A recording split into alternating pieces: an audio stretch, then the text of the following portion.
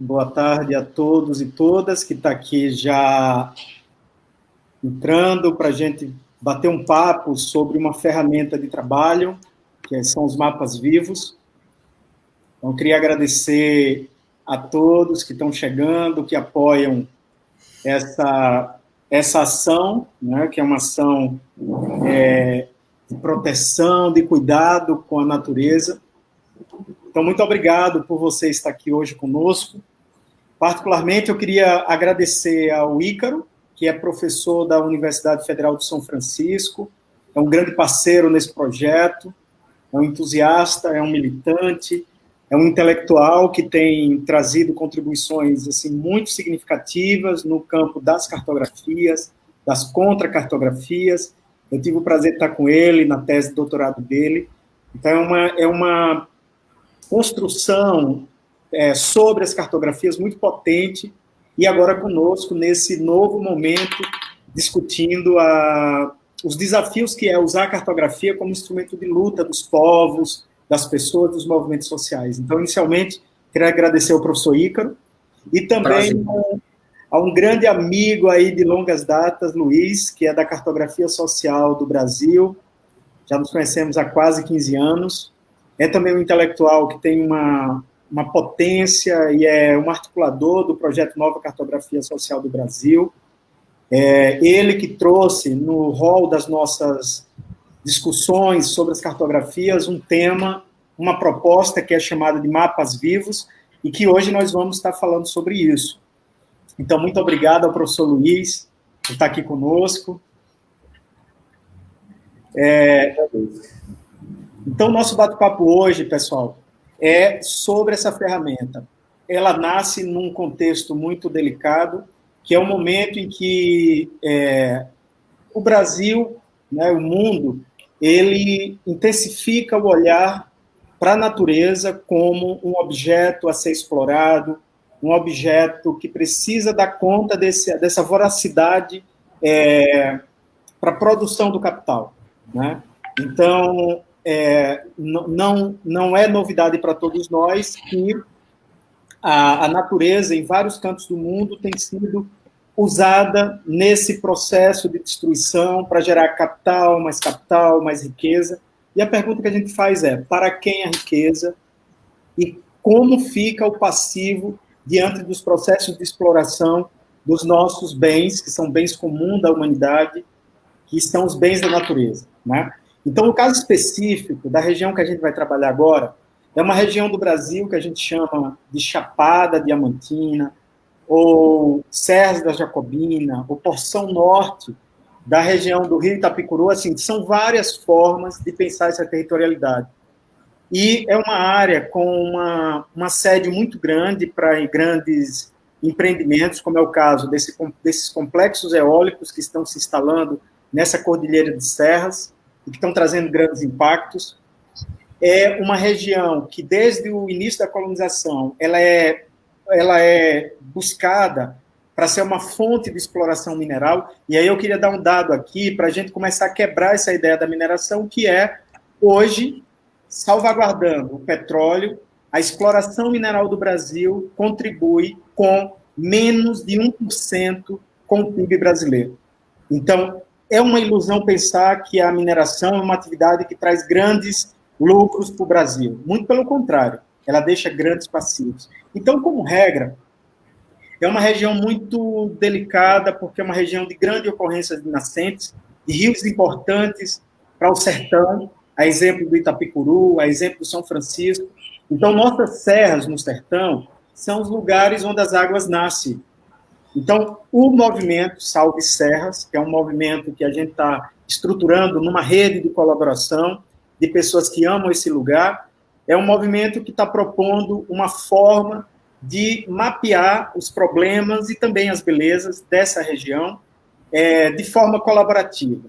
Então, para dar conta disso, hoje a nossa oficina é uma oficina mais ou menos de preparo para esse instrumento, e nós convidamos nada mais, nada menos do que dois grandes experts em cartografia, em mapeamento, que é o Luiz e o Ícaro. Então, sem mais delongas, eu quero deixar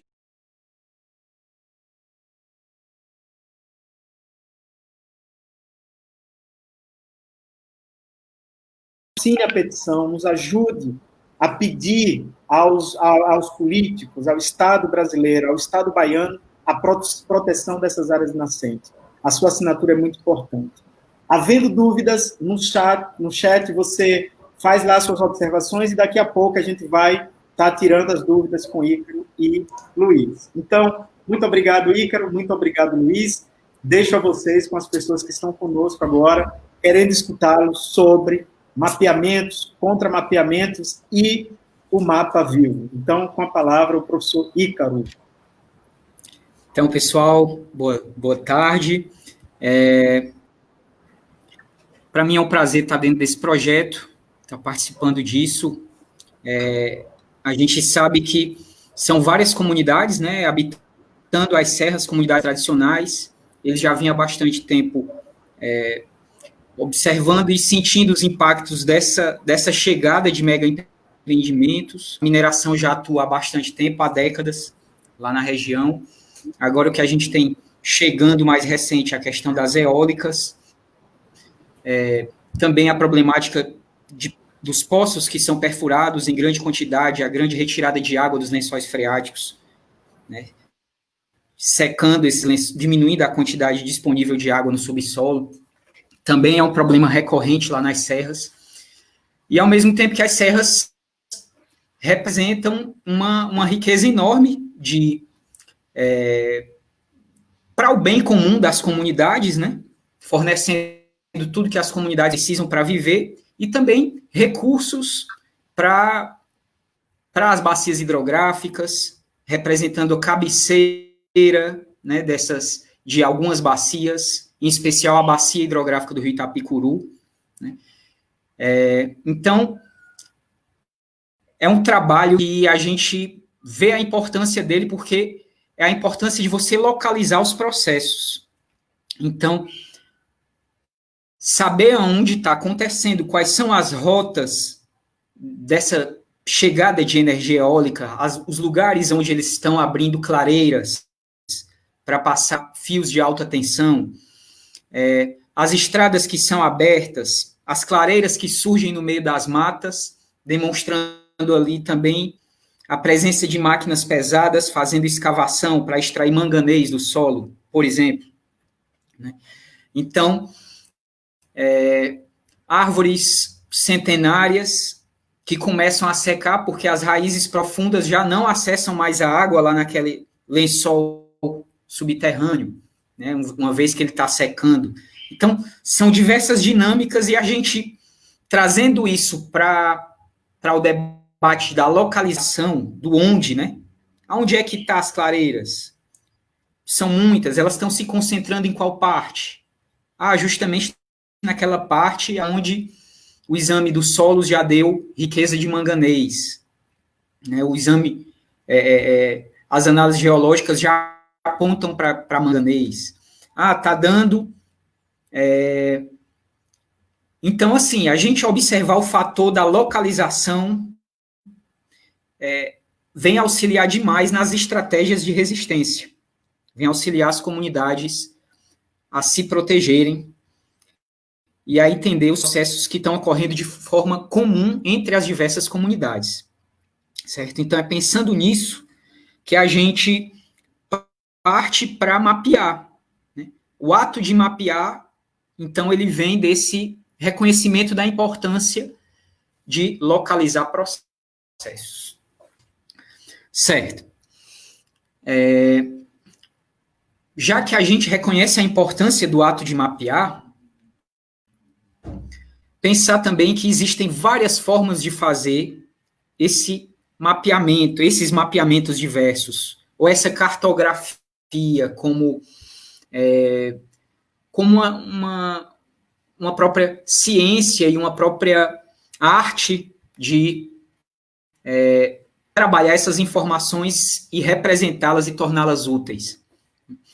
Então, assim, essas diversas formas de fazer esse mapeamento, eu posso citar alguns exemplos aqui para vocês, envolve a busca por dados em bases governamentais. Quando a gente baixa uma planilha, com informações, uma tabela, né, com informações, e essa tabela vem com latitude e longitude, pronto. Aquilo ali a gente já pode transformar em uma informação no mapa para enxergar onde é que está acontecendo.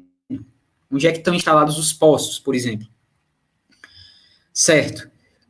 O ato de mapear pode vir também, além de buscar dados em fontes oficiais, ele pode vir do uso de um aplicativo de GPS em campo, né, de uma caminhada que a gente pode fazer registrando fatos, né, sejam eles acontecimentos, eventos, sejam eles objetos marcados ali, visíveis no território. Vou dar um exemplo. Se houve uma represália, um evento que os jagunços apareceram, vou citar aqui um exemplo. A gente marca aquilo ali no ponto como um evento. Se existiu uma carcaça, um animal morto, a gente já marca ali como algo visível, algo que a gente pode visitar lá e observar. Se tem uma exposição do subsolo, uma escavação que foi feita ali, que afetou uma área de nascentes, a gente também pode marcar. Então, essa é uma outra forma de construir mapeamentos, né? Indo a campo, caminhando no território e assinalando onde é aquele lugar que está ali, aquele fenômeno que você está observando.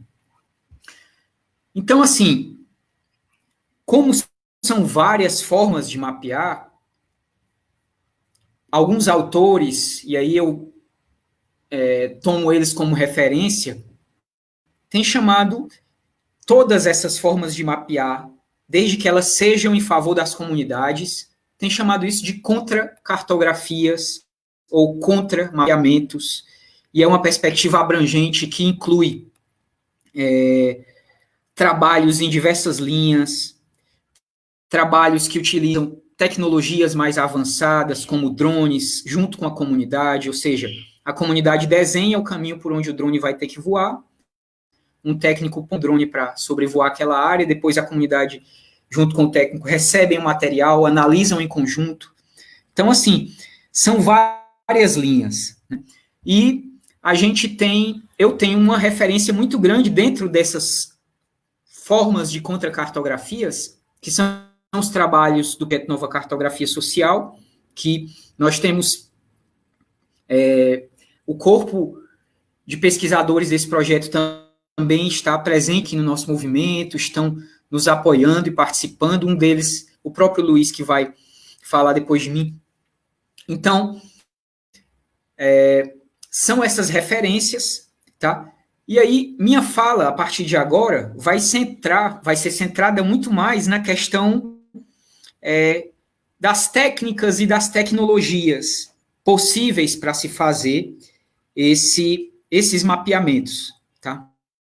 Em favor das comunidades tradicionais e da natureza. Certo. Pensando em técnicas e em tecnologias, eu estou falando de quê? Dos instrumentos, né, dos aparelhos que a gente pensa em utilizar, das plataformas para disponibilizar isso na internet, seja para você acessar pelo celular, seja pelo computador. Então, foi pensando em quais tecnologias usar, que a gente começou a experimentar recentemente, com o apoio de Alisson, que também é provável que chegue a pouco e participe conosco aqui da live. Alisson, que trabalha com construção de websites também, né? Um dos trabalhos que ele faz e está auxiliando muito aqui a gente. Então, o caminho que a gente escolheu foi colocar dentro de um site do movimento Salve as Serras, que eu vou colocar, não sei se Ricardo, por favor, pode disponibilizar o link aí do nosso site, né, salveasserras.org. E assim, dentro do site Salve as Serras, nós criamos uma página interna só sobre esses mapas. Mapas das serras. Você vê no cantinho e pode clicar. Então, eu posso até daqui a pouco compartilhar a tela para que vocês possam ver. Deixa eu ver aqui. Pronto, apareceu. E aí, por favor, é o Ricardo que está controlando? Você pode clicar, por favor, Ricardo, em mapas das serras.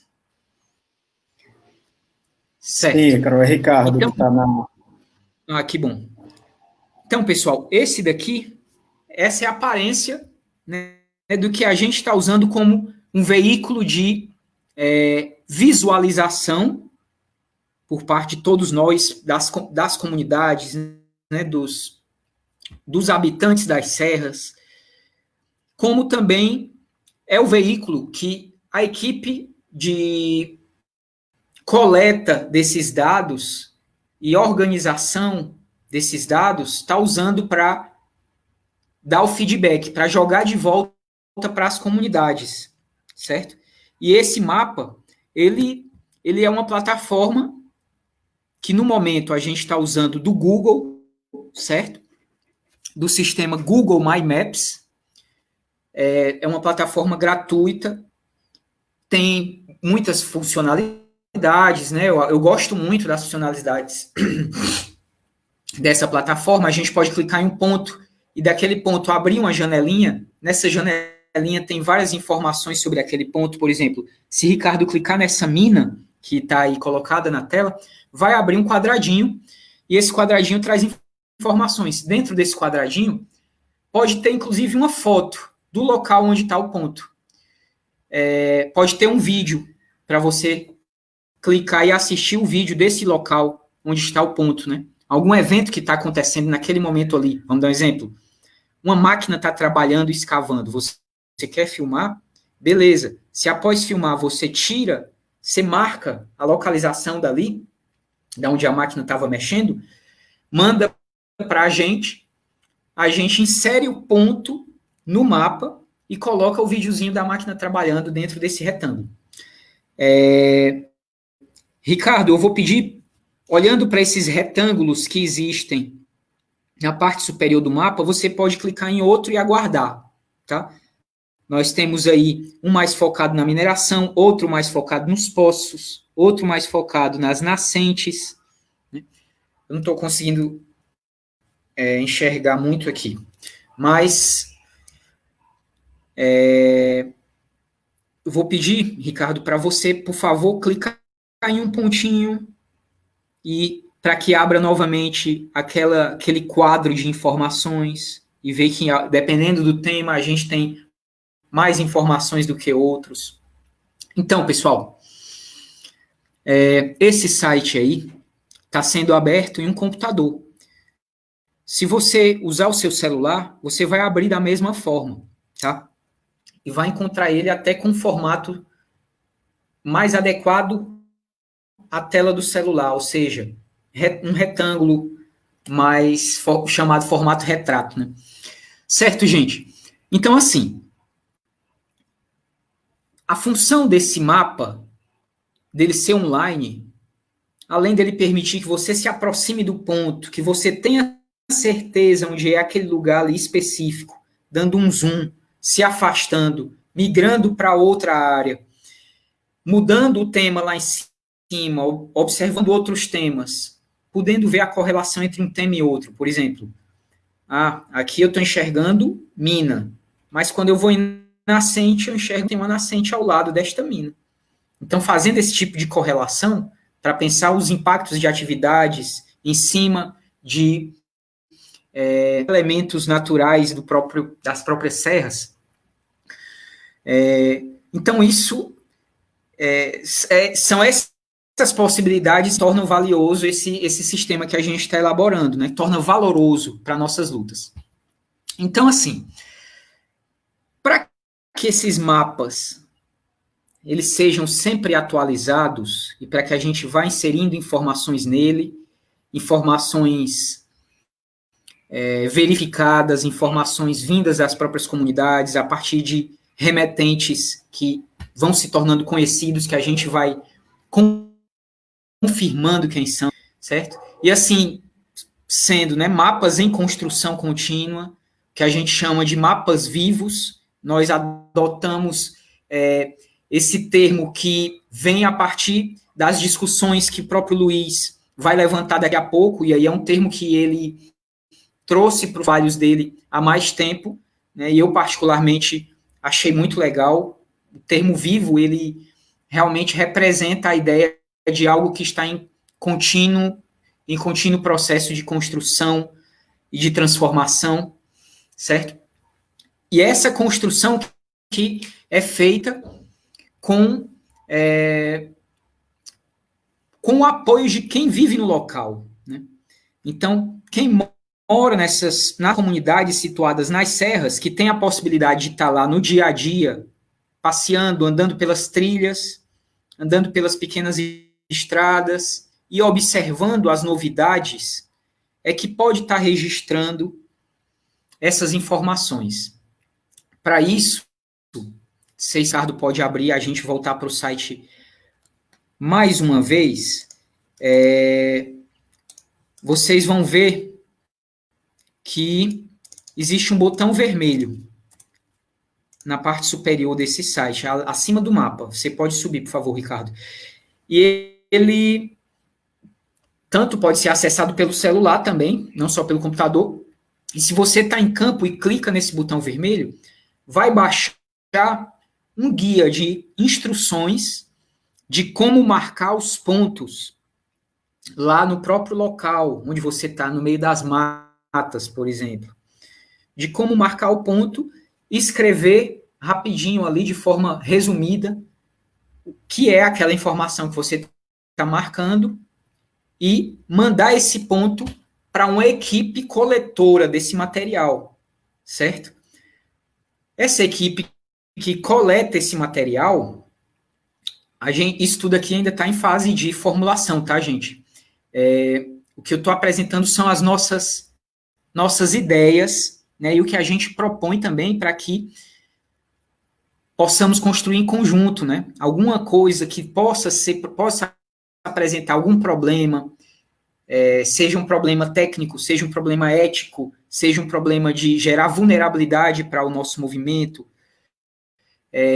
precisa ser colocado no debate, certo? Que vem logo a seguir. Então, é importante colocar que é um tom de proposição que se apresenta aqui, tá?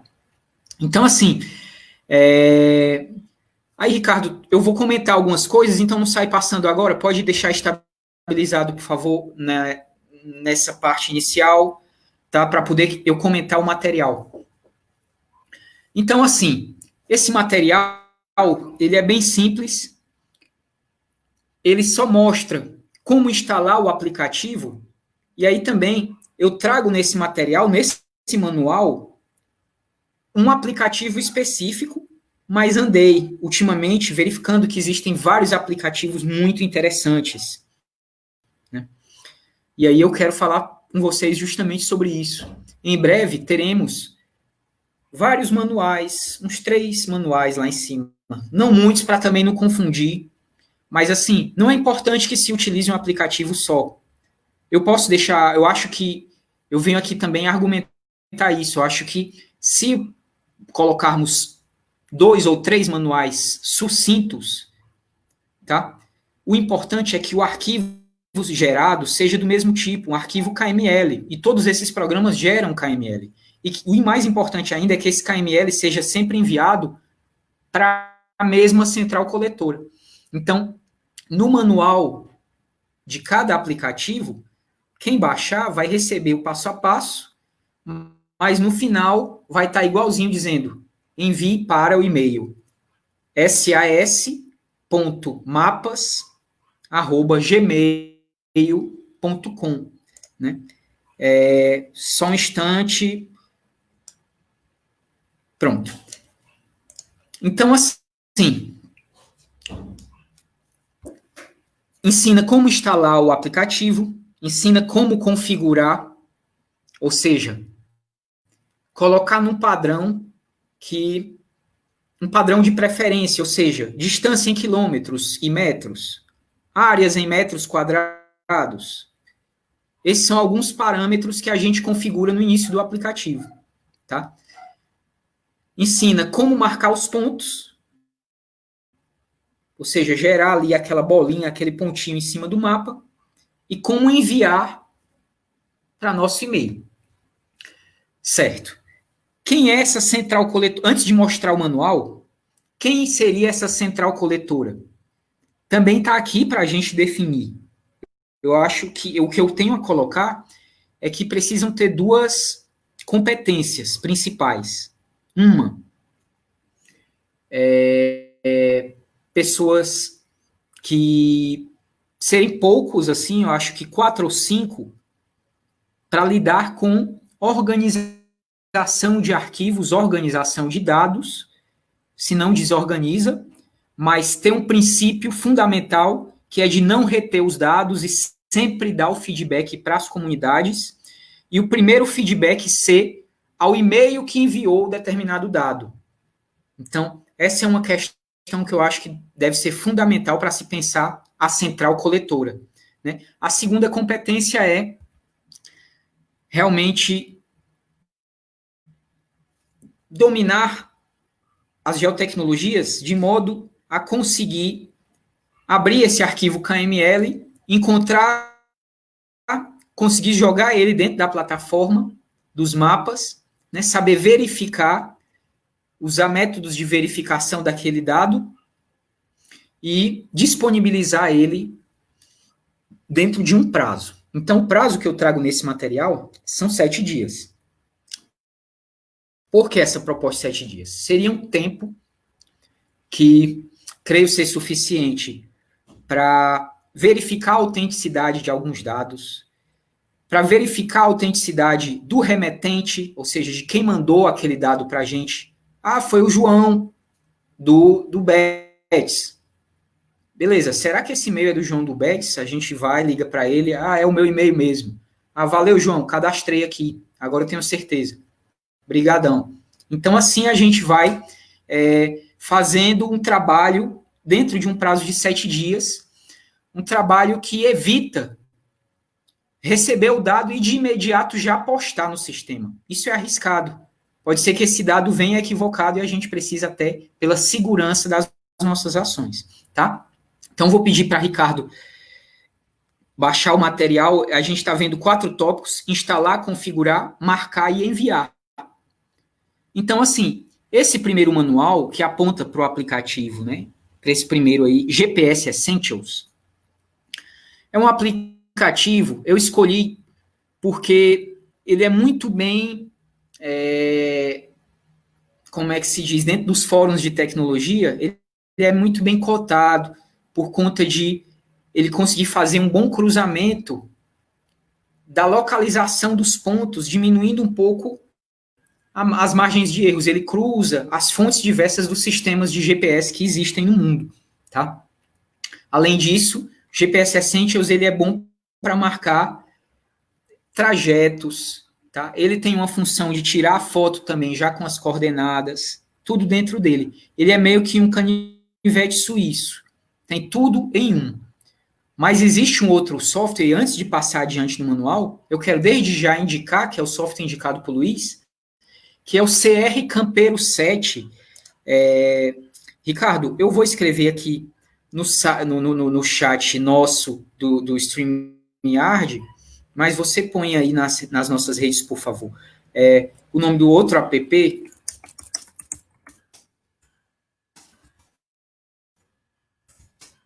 é esse aqui, CR Campeiro 7.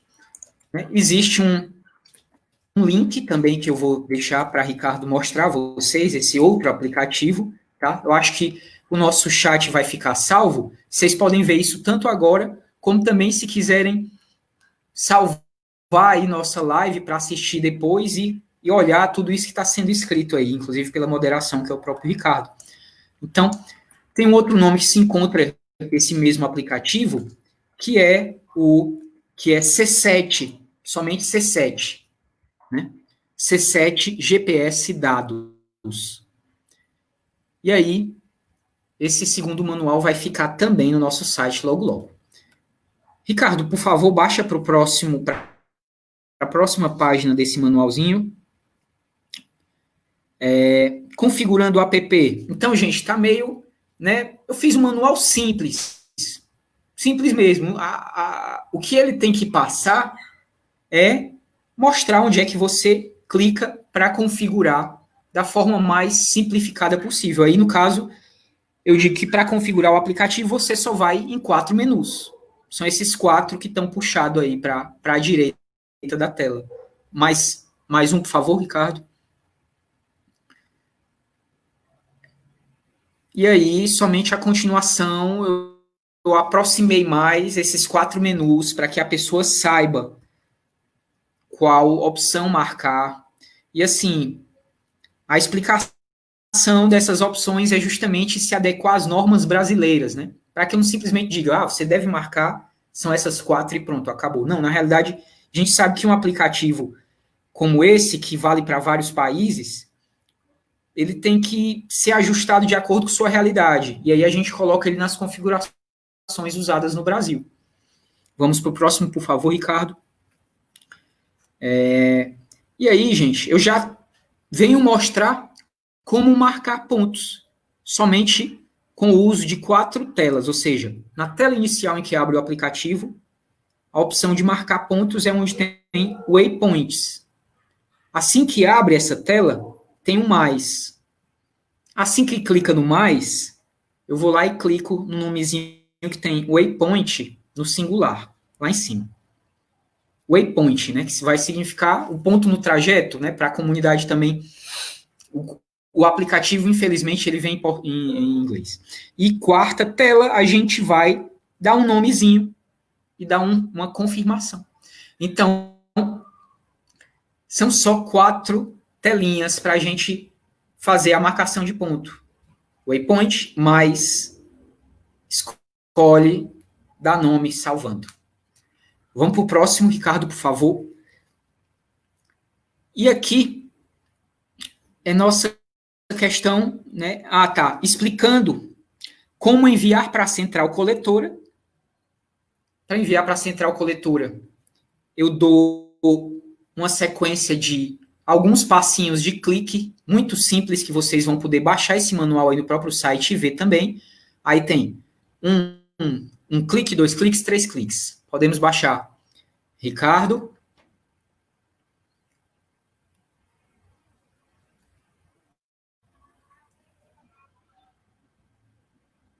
E aí, depois do terceiro clique, né, a gente vai escolhe a opção de mandar pelo e-mail, escrevendo lá o nosso e-mail na última telinha. SAS, salve as serras, né? sas.mapas@gmail.com. Por que é que a gente escolheu o Gmail? Vamos começar nossos trabalhos trabalhando com a plataforma Google My Maps. E o Gmail, ele está ligado a My Maps, né? Ou seja, recebeu no Gmail, por dentro do My Maps, eu já posso acessar pelo Drive, porque o Gmail está conectado ao Google Drive. Então, fica conectado, tá? Foi por isso que eu trouxe já nesse material a sugestão da gente trabalhar com sas.mapas@gmail.com, mas entendemos que a Google é uma grande empresa, entendemos que a ABIN está aí para reprimir movimentos sociais, então também entendemos que é necessário a gente sempre estar disposto a repensar a segurança, né, dos nossos recursos e ferramentas tecnológicos, tá? Então, eu lanço isso não para eu me aprofundar, agora a gente pode jogar para a conversa, eu já quero caminhar para os finalmente, vamos mais um pouco, Ricardo, que é o enviando a central coletora, enviar o arquivo KMZ ou KML, tá? Esses arquivos são similares, gente, KMZ e KML são linguagens da computação que simplesmente vão apontar que aquele materialzinho ali que você está mandando, ele é relacionado a mapa, que ele vai caber dentro de uma representação em um mapa, tá? Certo. E aí, vamos pro... Baixa só para essa última telinha, Ricardo, por favor, para eu fechar. Eu não sei bem o que é que eu tinha escrito. Pode ir para a última, visualizar os dados dentro de um máximo de 7 dias. Ah, tá. E responder o e-mail da pessoa que enviou, né? Tipo, recebemos, obrigado. E depois de 7 dias, dizer, olha, seu mapa já está disponível na plataforma. Ou então dizer, olha, infelizmente, percebemos aqui alguma incoerência que precisa ser revisada. E aí dá essa resposta para a pessoa, né? Então, gente, é isso, né? Eu disse que prometi a vocês que ia centrar minha fala muito mais na questão técnica e é isso. A questão técnica ela está dividida na plataforma de exibição desses mapas, que aí quem está mandando para a gente quer estar vendo aquilo lá e acompanhando o que você mesmo enviou, né? Mas também conversamos um pouco sobre esse método da coleta e do envio, tá? Além da central coletora, que ela está no meio das duas coisas. Sistema de coleta e envio, e sistema de disponibilização. Então, é aqui que eu encerro minha fala, né? Desculpem também a demora. Fica para o próximo. Eu acho que Jura pega agora a fala e coloca para Luiz. Então, um abraço a todos e a gente conversa aqui no debate. Ok, professor Ícaro, muito obrigado. Só esclarecendo que a plataforma dos mapas vivos está sendo uma construção coletiva dentro da articulação Salve as Serras. É importante dizer que o encaminhamento do ponto daquela situação vai ser feito por quem está dentro da articulação. Então, digamos que uma pessoa que não está na articulação identificou um ponto que quer mandar. Infelizmente, a gente não vai poder acolher, porque há responsabilizações, há comprometimentos com o mapa. O mapa não é uma coisa ingênua, ele não é uma ferramenta, ele tem consequências. Imagine, por exemplo, que numa fração de 7 dias seja plotado no mapa 20 pontos de extração mineral ilegal. Qualquer movimento, qualquer instituição pode plotar aquilo, encaminhar para o Ministério Público, aquilo vira processos. Então, a primeira questão é, o mapa vivo está sendo discutido dentro de uma rede de articulação, nós estamos em fase de debates, só vai poder plotar quem está dentro da articulação e, como disse o Ícaro, esse trânsito entre a pessoa que coletou o ponto e encaminhou para a central, vai ser verificado na central, mas vai ser mediado por um movimento social que tem relação com aquela comunidade. Por exemplo, se a comunidade está indicando que tem um garimpo ilegal, obviamente que tem um movimento social que está dentro da articulação, que é o MAN, Movimento pela Soberania Popular na Mineração. Ele vai estar sendo consultado, porque é preciso que esse movimento tenha um nível de articulação com essa comunidade. Vamos imaginar que numa comunidade indígena está sendo desmatado a área do território tradicional. Então, o CIMI, que é um movimento social da articulação, vai ser consultado. Então, veja que a captura e encaminhamento e estabelecimento do ponto no mapa passa por esse nível de articulação, tá bom? É um esclarecimento. Queria agradecer imensamente todo mundo que está aí. Sei que tem uma rede grande da nossa equipe do Salve Serra. Muito obrigado pela presença de vocês. Ícaro trouxe uma primeira explicação, mas é preciso esclarecer que o movimento social precisa replicar isso com as comunidades. Nós temos que ajudar as comunidades a dominar essas ferramentas, né? Nós, da cartografia social, geralmente trabalhamos com essas comunidades esclarecendo, mas o CIMI, a CPT, a CPP, o MAN, todos os movimentos sociais da rede vão estar ajudando as comunidades a dominar melhor essa ferramenta. E aí, Ícaro, já tem algumas perguntas, eu vi que o Richard colocou algumas perguntas. Daqui a pouco, quando a gente terminar a fala, a gente vai passar para as perguntas. Agradecer já a presença do Alisson, que está aí agora conosco. Alisson é o especialista no sistema, ele construiu o site Salve as Serras, daqui a pouco a gente passa a palavra para ele também. Então, com a palavra, o professor Luiz, do projeto Nova Cartografia Social do Brasil.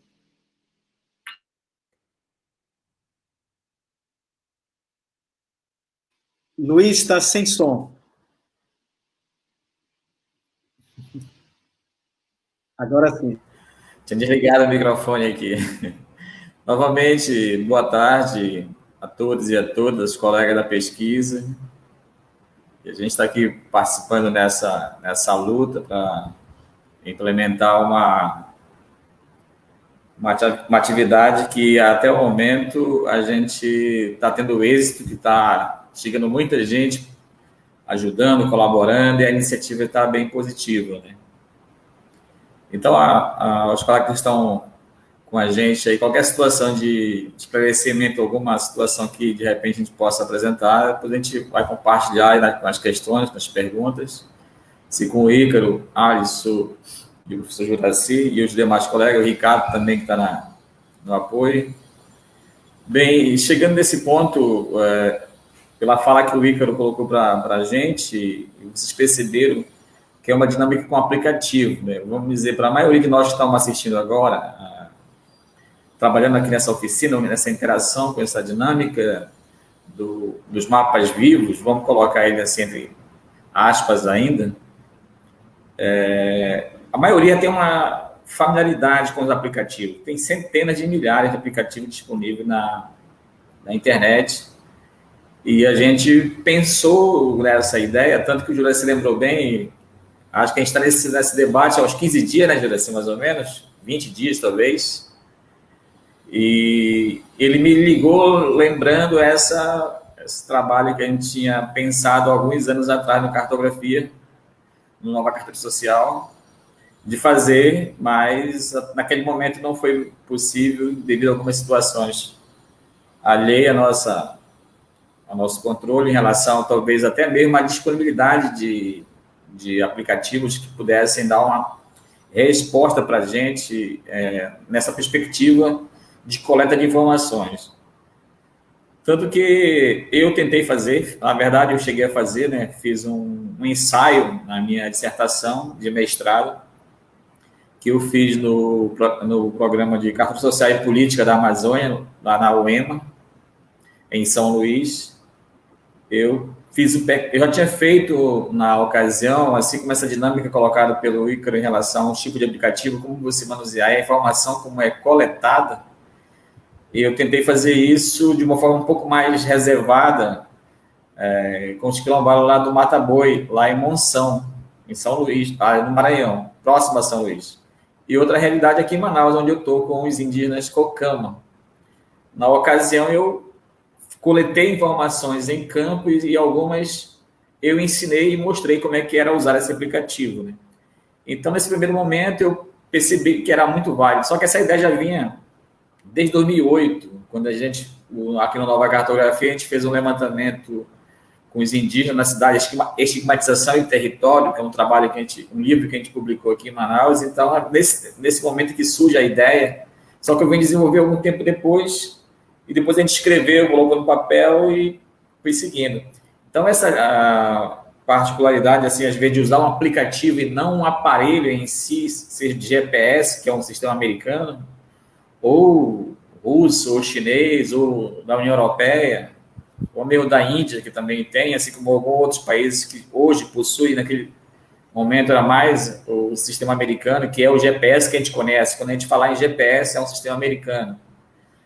Então, a dificuldade dos grupos obterem um aparelho desse, na ocasião, era muito cara.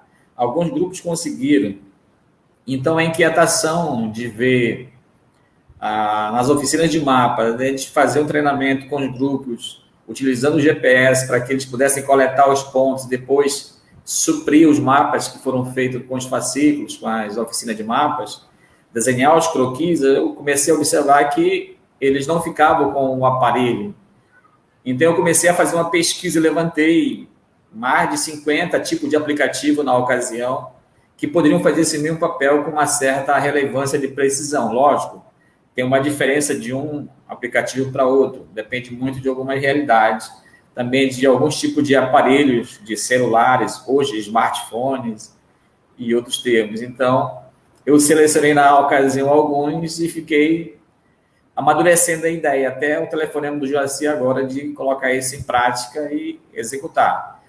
Mas, na verdade, muitas pessoas, Brasil afora, usam essa ferramenta com precisão, com qualidade, só que a gente tem uma outra maneira de ver essa informação, que hoje a gente está chamando de mapas vivos, né?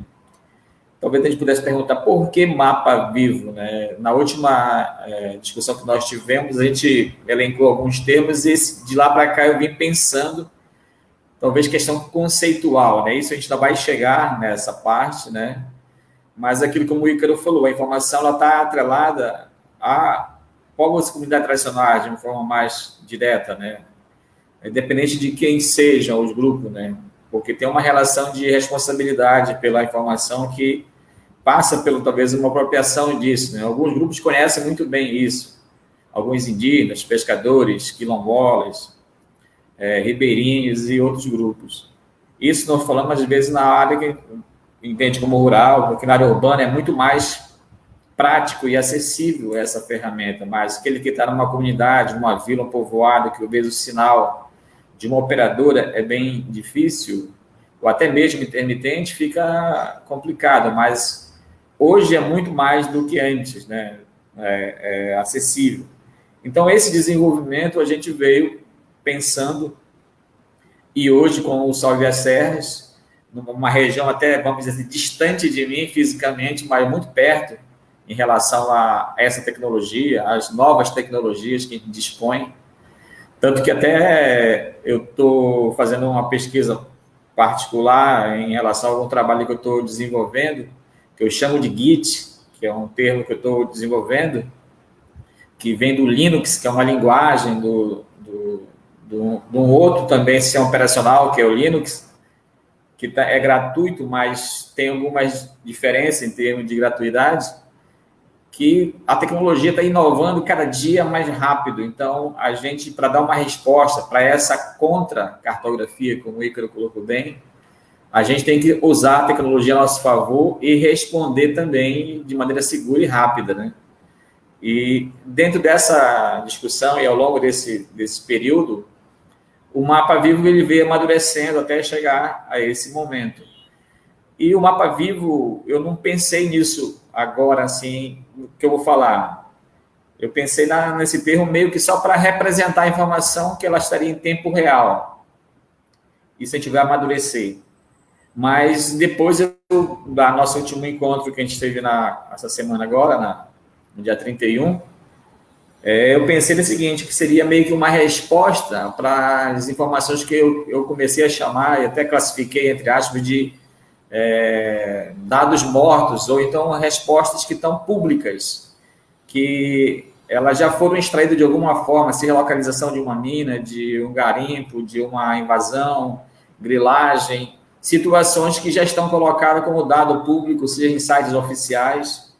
Tanto que tem um site que é a INDE, que agrega todas essas informações de base cartográfica do Brasil e até de fora, na América do Sul também.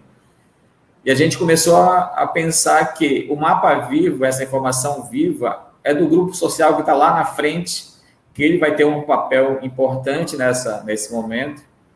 Assim como agora, na nossa primeira, vamos dizer assim, primeira camada, são as nascentes. Essa é uma informação viva, ela está ali. E latente essa informação tem uma extração mineral, uma empresa que também está ameaçando, não só nascente, como os grupos que estão localizados. Então, esse contexto do Mapa Vivo, ele amarra esse detalhe. E esse dado morto, que não será o que nós iremos produzir, ou que não iremos produzir a partir disso, mas aquele que disponibiliza, como os casos de dado do DNPM, antigo DNPM, agora a Agência Nacional de Mineração, lá no SIGMINE. Então, tem informações de possível pesquisa, extração mineral. Quer dizer, esses dados vão compor toda essa realidade que a gente vai apresentar nesse perfil do Salve as Serras, que vai ser algo que vai responder até então ao Salve as Serras, mas ele pode expandir e, de repente, começar a replicar essa informação. Então, se vocês observaram na fala do Ícaro, a tecnologia ela está disponível. E hoje, de repente, a gente pode, a partir do conhecimento do Arce, do Ricardo, que tem várias, vamos dizer assim, se complementem nesse momento, a A gente pode até desenvolver um aplicativo próprio também, não um aplicativo GPS, mas um aplicativo a partir da localização das informações que a gente possa alimentar direto.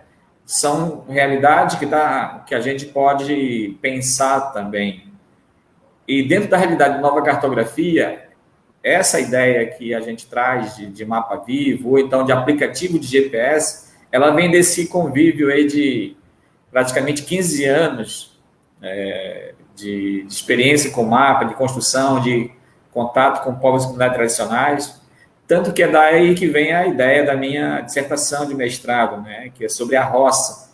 Tanto que a minha observação naquele momento era que, eu conversando com o professor Alfredo Wagner, na ocasião eu disse para ele, assim que eu também com o Reginaldo, que está em Tabatinga também, Juraci, ele até mandou um ok para você, que ele acha ótima ideia, porque eu já tinha conversado com ele alguns anos atrás sobre isso, só que a gente nunca andou, e agora é a hora, né?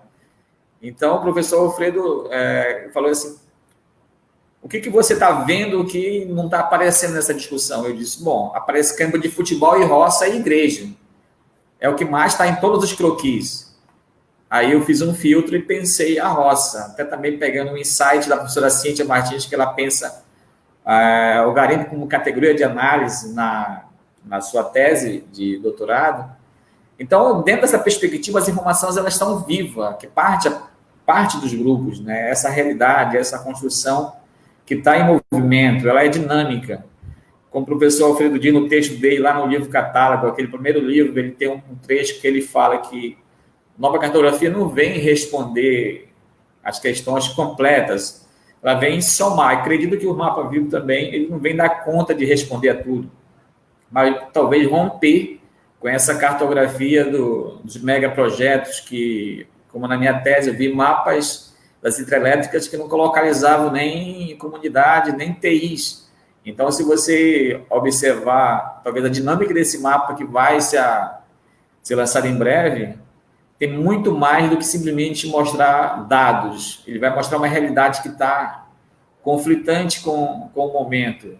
Estamos observando a situação de barragens, Brasil afora, especificamente em Minas Gerais, que estão com dias contados. Tem situações de emergência de 5, 10 anos que eles estão alegando que pode romper ou não. Então, esse mapa, essa proposta do Xavier Serras, vem colaborar para essa discussão. Talvez até a gente possa pensar em a cartografia social, então vamos colocar o prefixo, nova cartografia social, vai responder o quê?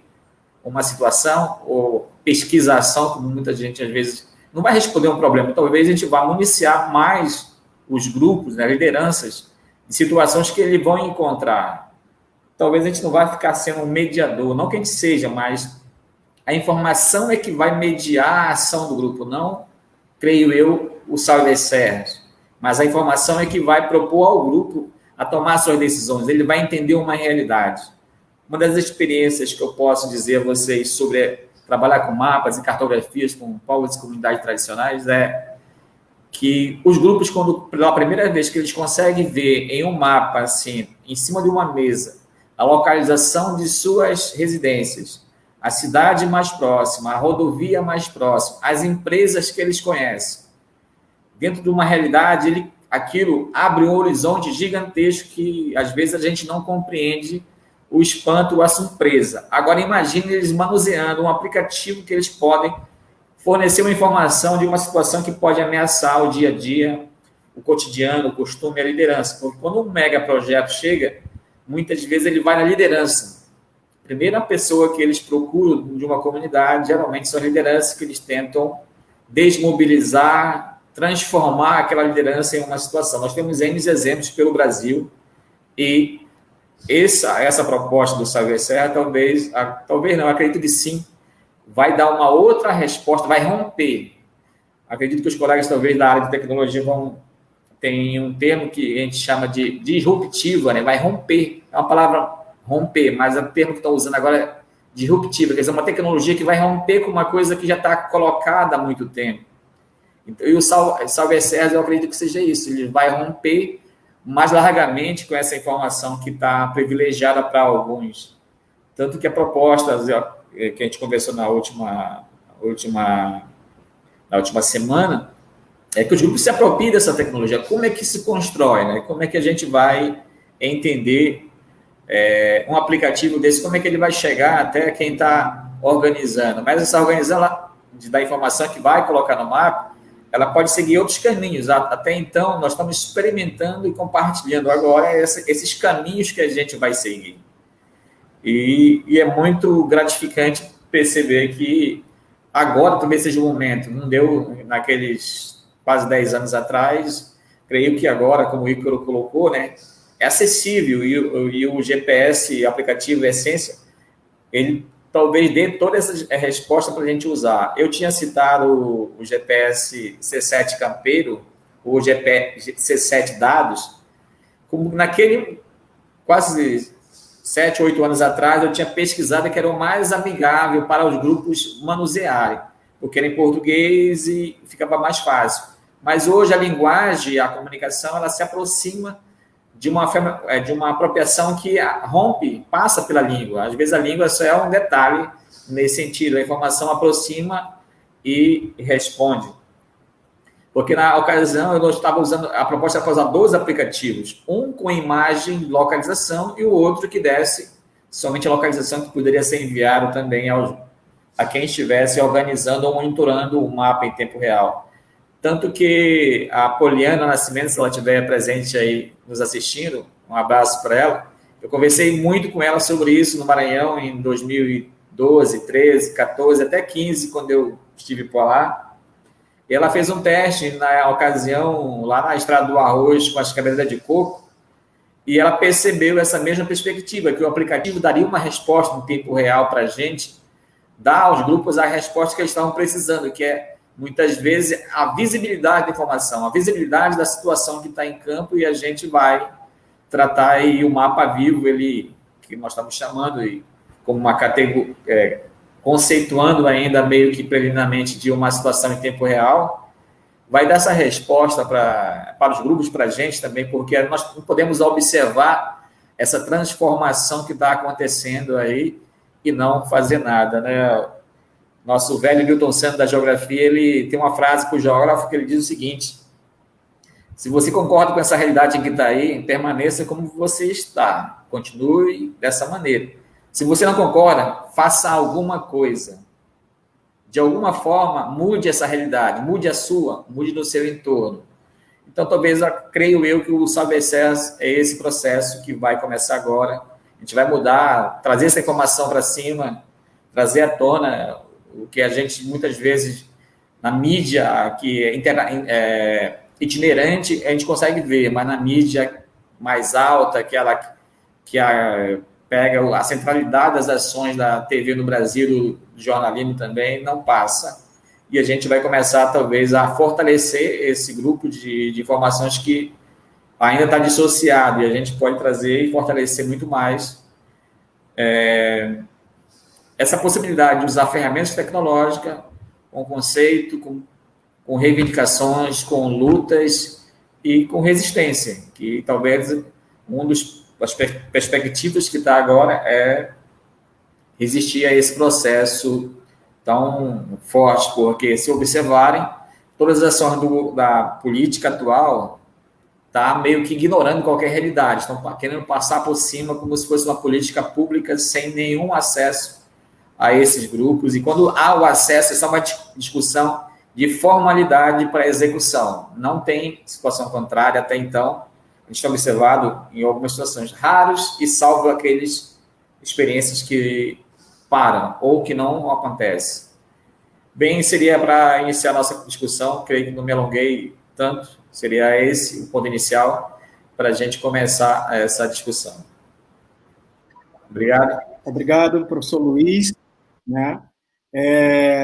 Só reafirmando, esse trabalho do Salve Serras, ele é um produto do nosso trabalho de mapeamento da nova cartografia social do Brasil, que tem aí, como o Luiz colocou, o professor Alfredo Wagner é um entusiasta, ele não pôde estar aqui com a gente hoje, mas ele está acompanhando cada passo. Então, a articulação do Salve Serra conta com 2 titãs, né, que é o professor Alfredo Wagner, que coordena a nova cartografia social do Brasil, e a professora Guiomar Germani, do Geografar. Então, são os 2 polos que trabalham com cartografias, com os povos tradicionais, que estão apoiando a articulação do Salve Serras. Né? Muito obrigado por quem está entrando aí. Vocês podem já ir colocando as perguntas, que a gente agora vai escutar Alisson, que é o responsável pela criação do site Salve as Serras. E quem está aí vendo, nos ajuda a divulgar, assina, porque a petição pede proteção para as nascentes, para os rios e para as cachoeiras desse pedaço, mas é uma luta que a gente sabe, as nossas dores, os nossos problemas, a destruição da natureza é uma luta universal, né? Fato é que nós estamos querendo juntar forças para fazer dessa luta uma luta coletiva em prol das comunidades tradicionais, dos movimentos sociais, em prol da natureza, até porque nossas nascentes, nossos rios, nossas cachoeiras, nossas matas, as populações correm sério risco com a entrega do Brasil a esse capital que destrói a natureza para gerar mais capital. Então, se junte a nós, né? Então, com a palavra, nosso amigo Alisson, o autor aí do site.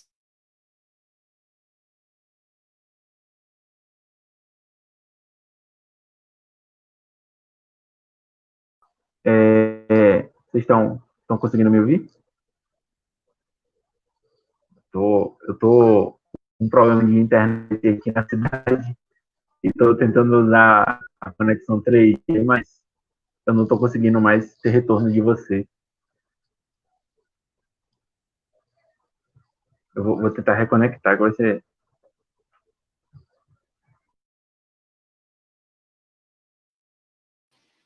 Alisson está com um probleminha aí na internet, mas já ele entra, né?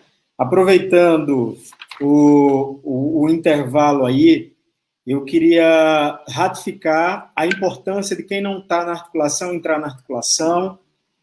Você pode baixar esses instrumentos de orientação no site, né? Porque a gente não dá para aprender tudo agora, mas é possível. O Ícaro deixou tudo detalhado. E a gente também está pensando sobre o que é a ferramenta do mapa vivo.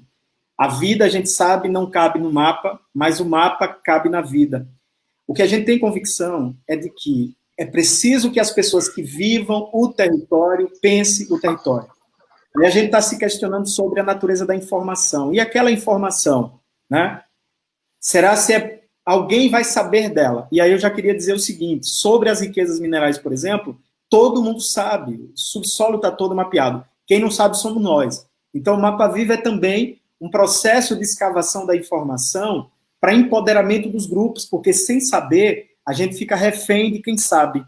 Então, é também um espaço de aprendizado coletivo, tá bom? Então, Alisson, com você que já chegou aí.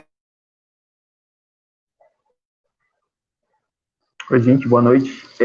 O Jura disse, né? Meu nome é Alisson. Estou trabalhando com o pessoal no desenvolvimento do site Salve as Serras, do movimento Salve as Serras, e também na construção, né, dos mapas, junto com o Luiz, o Ícaro e o Ricardo. Na verdade, minha fala vai ser bem, bem rápida, tentar falar um pouco do que a gente inseriu, né, dentro do site, além do mapa, também, e mostrar um pouco como é que ele está funcionando hoje.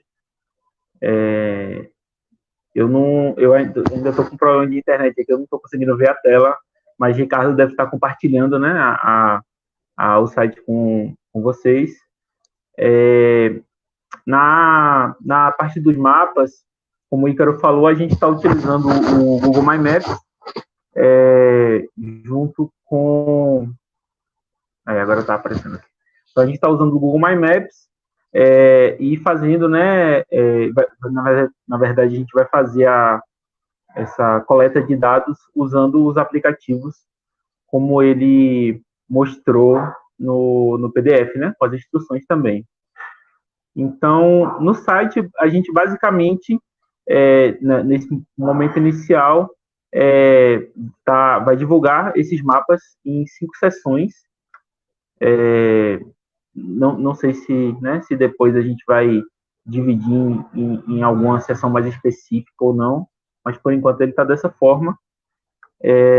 O envio das informações, como o Ícaro falou, também vão ser por e-mail, e no futuro a gente vai acrescentar também o formulário, né, dentro dessa área dos sites, a gente vai também acrescentar um formulário onde as pessoas possam também fazer um envio, né, desses arquivos com as informações da região. Outra área, além do site, dessa parte dos mapas, que pode ser interessante também, é a parte do banco de dados.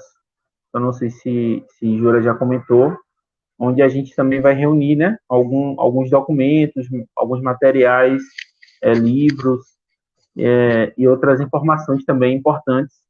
E acho que Jura já acrescentou alguns documentos e vocês também, né, são bem-vindos para contribuir também com esse banco de dados que a gente está construindo junto com o site. Então, uma ferramenta importante também junto com os mapas. Na verdade, minha fala é basicamente, basicamente essa. Eu tenho muito pouco para falar hoje. Então, vou encerrar por aqui. Lembrando o pessoal que não assinou ainda a petição para acessar o site também, assinar, compartilhar com os amigos aí, com a família e pedir apoio também nesse movimento que é muito importante. Valeu. Ok, Alisson, muito obrigado. Acho que a gente escuta a fala do Alisson olhando ao site, né? Ele se dedicou muito para chegar nessa versão. E a gente também pode ajudar, quem tiver sugestão, manda, que a gente passa para ele para ir aperfeiçoando. É uma ferramenta que também está viva, né? Então, agora a gente vai passar para as questões. Eu já vi 2 questões aqui, eu vou passar. E quem tiver alguma pergunta, vai colocando no nosso chat. Ricardo vai vendo aí, a gente vai passando aqui. Então, eu vou fazer as 2 questões. E Ícaro e Luiz e Alisson também, quem se sentir à vontade, vai respondendo. Pela mesma ordem de apresentação, tá bom? Então, o nosso guerreiro aí, Richard Silva, que é um grande colaborador do movimento, é um lutador em proteção daí das nossas nascentes, das nossas serras, eles perguntam o seguinte: os atrativos naturais, a exemplo das cachoeiras ao longo da serra, serão mapeados, assim como os atrativos culturais? Essa é uma primeira questão do Richard. E ele também traz uma segunda questão: se não tiver sinal de internet, é possível fazer a coleta? Como é que funciona? Então, são essas 2 questões que chegaram, a gente já passa para vocês para ir respondendo, tá bom? E se alguém tiver alguma pergunta, coloca no chat, que a gente daqui a pouco responde. Certo. Eu vou fazer meu comentário também, se Luiz, Alisson e você mesmo, Jura, quiserem completar alguma coisa, mas assim, primeiro, responder mais rápido a questão sobre sem sinal de internet. Sim, funciona sem sinal de internet, né? Isso, os celulares atuais todos já têm, os smartphones atuais têm essa tecnologia.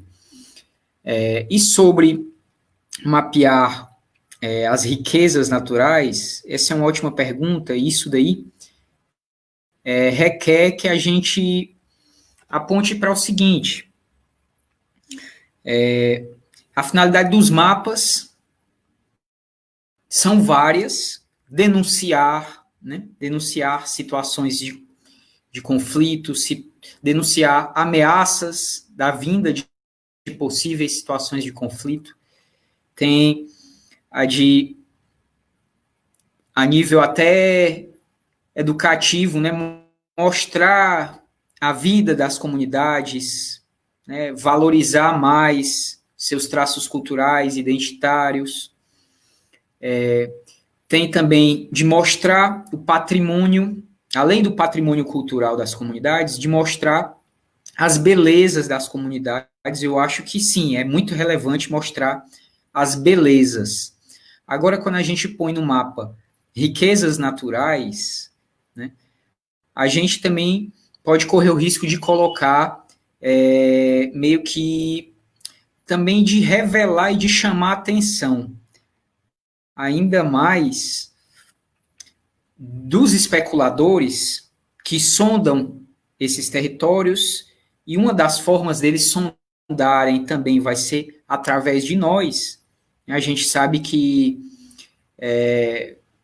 dentro da guerra dos mapas, assim dizendo, e dentro das situações de conflito socioterritoriais, uns utilizam os recursos dos outros em seu próprio proveito. Isso vai acontecendo. Do mesmo jeito que as resistências, né, contra-hegemônicas, né, elas vão buscar obter informações da Agência Nacional de Mineração, obter informações de órgãos que são pró-desenvolvimento, pró-crescimento econômico, pró-exportação, mas esses órgãos vão dar dados para a gente. Do mesmo jeito, os dados que a gente está construindo podem ser acessados por geólogos, podem ser acessados pelos fazendeiros locais, né? E por toda a rede de atores sociais que estão ligadas a essa exploração de recursos, que inclui, inclusive, representantes dos poderes públicos, poder público municipal, né? Enfim, é uma situação bem polêmica. Então, em resumo, eu acho que quando a gente mostra as belezas, a gente ganha em termos de resistência, porque a gente ganha argumento para barrar ações de destruição. Mas quando a gente mostra riquezas que são valorizadas comercialmente, aí a gente já pode acabar correndo o risco de dar um tiro no pé. Certo. Aí, em resumo, é mais ou menos esse o meu olhar, se alguém mais quiser colocar. Luiz?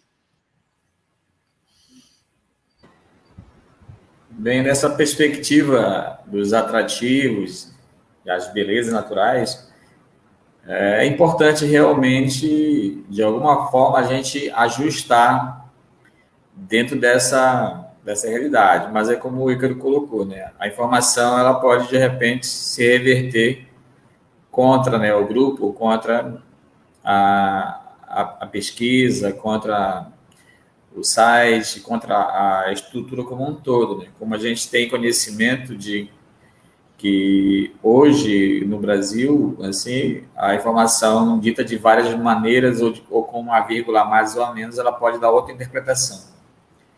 Mas de repente a gente pode, eu estava pensando aqui agora quando ele colocou isso, desde a dia 31, pensando sobre esses atrativos, talvez a gente pudesse, além de localizar a comunidade, a gente pode acrescentar a localização da comunidade alguns elementos que sejam relevantes para o grupo ali. Não que seja um mapa específico, mas algo relevante. De repente, eles têm um morro que eles consideram que é interessante. Onde fica a escola, um posto de saúde, onde fica a reunião que eles se encontram. Quer dizer, alguns elementos nesse sentido. E essa perspectiva de riqueza natural, talvez eles devam decidir naquele momento se a gente pode, de repente, georreferenciar e localizar. Mesmo que não fazendo um mapa específico daquilo, mas que eles estejam nesse grau, talvez, de revelação da informação.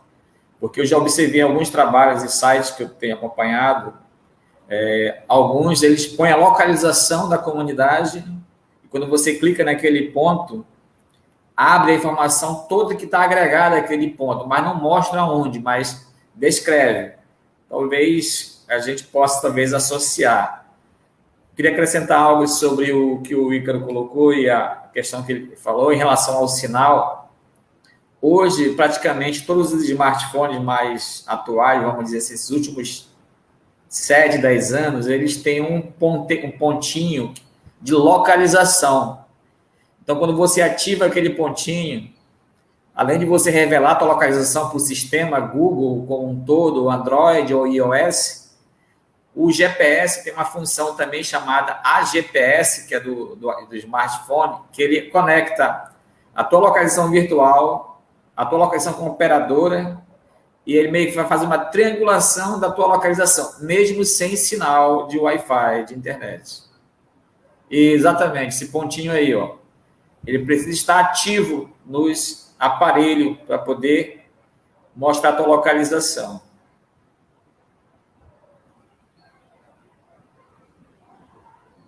Esse aí mesmo. Então, Na época, naquele tempo, quando eu fiz essa relação de como é que funciona sem internet e se eu não tiver créditos, não tiver nada. Alguns aplicativos funcionam offline, quer dizer, não precisa ter internet. Você conecta o ponto. Agora, como é que eu vou enfiar esse ponto se eu não tiver sinal de internet para o e-mail? Na ocasião, e agora a gente conversando também, que a gente vai discutir sobre isso, eu, na ocasião, coloquei mensagem de texto. Pode falar. Quer falar, Ícaro? Sim. Esse aplicativo que a gente usa são vários momentos. O momento de marcar é um momento. Quando você voltar para vilarejo, para a comunidade, para o povoado, né? Pode usar o seu sinal de 3G, aí sim, para a parte de enviar o material coletado. Então, no passo a passo desse manualzinho, né? Tem as etapas de marcar o ponto durante a caminhada e tem a parte das etapas de enviar para a central coletora, que já pode ser feito quando estiver de volta. Exatamente. Esse é o momento que a maioria pensa e quer, né? Mas a gente também está preocupado, a gente já vai conversar sobre isso, é quando for a situação ali naquela hora. Então, essa é uma situação que a gente pode também usar a mensagem de texto para enviar só a coordenada e uma descrição mínima. A gente pode pensar em foto, no caso que é a imagem, com a câmera do celular você pode registrar a localização, enviar só a foto e depois, no outro momento, complementa a informação. Pode enviar um áudio, talvez mínimo, de 30 segundos, 20, dependendo da situação. A própria coordenada, que já vai no ponto com o GPS, o texto que eu tinha falado, e vídeo, como foi citado. A gente, talvez, essas categorias, a gente ainda vai, talvez, criar um formato de padrão para não ficar tão pesado para quem não tiver um sinal, para quem receber. Todos esses pequenos detalhezinhos a gente ainda vai aprimorar, porque o sinal de internet é comum falhar. Tanto que a operadora Vivo, não fazendo propaganda aqui, pelo menos na Amazônia como um todo, é a que pega melhor sinal no interior. Tanto que hoje o Rio Madeira, que vai colocando uma relação de Porto Velho até Manaus, você viajando de barco, você está com sinal de internet todo o tempo no Rio. E é a Vivo, que é a operadora que faz isso. Eu não sei se ela tem antena no Rio, mas ela tem antena gigantesca nas margens do rio e algumas localidades. Então, creio eu que a gente podendo criar esses caminhos, o sinal de internet, às vezes, pode ser, talvez, estar em terceiro plano. Coletar informação e enviar, a gente vai ter vários caminhos, talvez, de enviar. E talvez, como o Ícaro colocou, a gente pode chegar, talvez, lá na localidade, na vila, na comunidade, e pegar um sinal e enviar. Se não tiver como, a gente pode enviar uma mensagem de texto a cobrar, que é um MSN. Isso tem como funciona, sempre colocar os dados certos no celular. Você envia para alguém a cobrar, ele recebe, tendo crédito no seu celular, lógico, vai ter que ter crédito de quem está recebendo para confirmar a informação. Então, esses pequenos detalhes em relação ao sinal de internet, a gente pode driblar. Mas, lógico, com a internet é muito melhor, que você pode fazer uma videochamada também, e na hora fazer um vídeo e compartilhar, de repente, uma denúncia que seja real e situação de conflito emergente. Tudo que está com uma situação de barragem, por exemplo, ou de uma extração que queimando casa, derrubando casa de moradores, essas situações a gente pode começar a agregar e criar uma parte, talvez até uma área para vídeo que entre online numa situação de denúncia, uma questão que a gente não vai controlar. E isso pode acontecer, como já aconteceu em alguns lugares no Brasil, e a gente pode passar a mão nisso. Eu também participo do grupo GTGA, que é Gestão do Território e Geografia Agrária da Amazônia, que é lá em Rondônia, com a Federal de Rondônia. A gente começou a fazer umas experiências que começa lá em União Bandeirantes, mas não para fazer denúncia, mas para a gente registrar. Só que, dependendo do lugar onde você esteja, vai fazer vídeo ou uma fotografia, você pode ser ameaçado pela ação que você esteja fazendo. Então, dependendo da realidade do lugar que você esteja, o grupo, o agente social, a liderança é muito mais viável produzir essa informação do que um terceiro chegar lá de fora e produzir a informação. Então, nesse sentido, seria essa a colocação, se não me alonguei demais aí. Ok, obrigado, Luiz. Sobre isso, eu queria dizer também que os mapas são ferramentas de luta e de trabalho, e ele, como diz o Alfredo, eles são situacionais, eles não são, eles mudam, eles estão dentro de uma lógica de luta das próprias comunidades. Então, obviamente que tem situações em que algum sujeito vai estar atuando, mas, como regra, aquelas comunidades vão estar, entre aspas, legitimando ou não a publicização daquela informação. Acho que é importante a gente saber, em termos de riquezas minerais, isso é fato, é o que o Luiz está chamando de dados mortos. Todo mundo sabe da riqueza mineral. Aqui, no caso da Bahia, foi publicado recentemente várias matérias falando do oásis, do ferro, do ouro, do manganês. As pessoas só pensam na exploração desses minérios. Ninguém fala em proteger as nascentes de rios importantes do semiárido. Ninguém fala em proteger o modo de vida dessas pessoas, a cobertura vegetal, a biodiversidade desses lugares, né? Então, a articulação, o mapa, tem a função de se contrapor a esse mapa morto que evoca a exploração, a destruição para o capital, né? Então, nós da articulação, por exemplo, nós temos aí em vista 3 mobilizações, né? A primeira, nós precisamos, de fato, construir um mapa onde a gente mostre todas as nascentes desse território, as cachoeiras, os rios, porque essa base é a base que nós vamos estar judicializando para que, só para vocês terem ideia, há um projeto de construir, de colocar 1.000 torres de eólicas entre Miguel Calmon e Jaguarari. Você sabe o que é colocar 1.000 torres gigantescas em todo o topo de serras onde estão as nascentes? Então, eles estão ignorando o que é a área de rotas de pássaros, que a lei proíbe, é uma área de ocorrência de Mata Atlântica, que a lei também proíbe, e é a área onde estão as principais nascentes dos principais rios que dão vida ao semiárido. Então, veja, esse mapa, que ao mesmo tempo é um mapa da riqueza, é um mapa que a gente evoca um pedido de proteção e que se engancha a uma luta que está posta aí. O Comitê do Rio Itapicuru, o professor Gustavo, estão aí lutando para que o Estado crie a APA das nascentes do Itapicuru. Então, veja que a gente precisa materializar de forma a dar mais visibilidade a esse mapa, né? Um outro mapa que a gente está querendo trabalhar, o professor Zé Alves, o próprio Ícaro está trabalhando aí junto com a SOS Mata Atlântica, é que o mapa de descrição da Mata Atlântica, pela ocorrência, o tempo que foi produzido, ele parou em Jacobina. Mas a gente sabe que todo esse topo de serra tem ocorrência de Mata Atlântica, então o professor Zé Alves está indo a campo amanhã com um grupo de pesquisadores, já dando visibilidade a essa cobertura florestal, que é uma área em que está havendo muito desmatamento, porque quem está observando sabe que essas torres, para serem plantadas no topo da serra, eles fazem mega desmatamento de Mata Atlântica. E é preciso contabilizar isso, responsabilizar esses empreendimentos, né? E um outro momento que a gente vai estar fazendo pela articulação é um ato público em defesa das nascentes. É um ato virtual, então quem está aí do movimento vai estar recebendo esse chamado. Eu estou olhando aqui, parece que a gente não tem mais questões, e aí eu já queria convidar os nossos palestrantes de hoje, agradecer todo mundo que participou conosco, passar a palavra para o professor Ícaro para que eles coloquem as considerações finais, o professor Luiz, dizendo que é o primeiro momento. Breve teremos mais oficinas, mais trabalho, vamos estar aprendendo mais sobre a construção desse mapa vivo. Então, por favor, professor Ícaro, com a palavra. Então, para mim, um grande prazer estar aqui nesse primeiro contato em forma de live, né? Com assim, um contato mais aberto, para além da equipe que está aqui sempre se reunindo. E, assim, um prazer grande estar contribuindo com essas causas, com as causas socioambientais das serras. São as causas que, para mim, fazem sentido, para mim, vale a pena. E, além do esforço, do lado do esforço que tá estudando, tá coletando materiais, tá organizando, existe o prazer em tá contribuindo. Então, estamos aqui. Para o que precisar, certo, pessoal?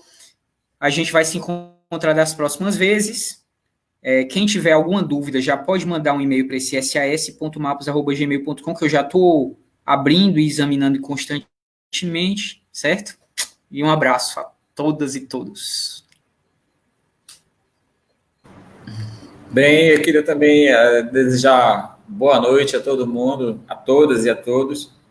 E é um prazer também participar dessa iniciativa e agradecer também aí pelo convite mesmo distante, mais próximo, em termos de tecnologia hoje, de dar esse apoio e colaborar com você no Salve as Serras. Eu também tinha uma perspectiva, só abrindo parênteses, que quando eu ouvi falar pela primeira vez no Matopiba, eu imaginei que ele fosse chegar até o litoral de uma outra maneira, e acredito que essa parte da mineração aí é um desdobramento do Matopiba indo para lá, e as perspectivas são bem complicadas. Então, nós estamos aí para colaborar, juntar forças e ver quais são nossas opções e colaborar com todo mundo para a gente chegar, talvez, a enfrentar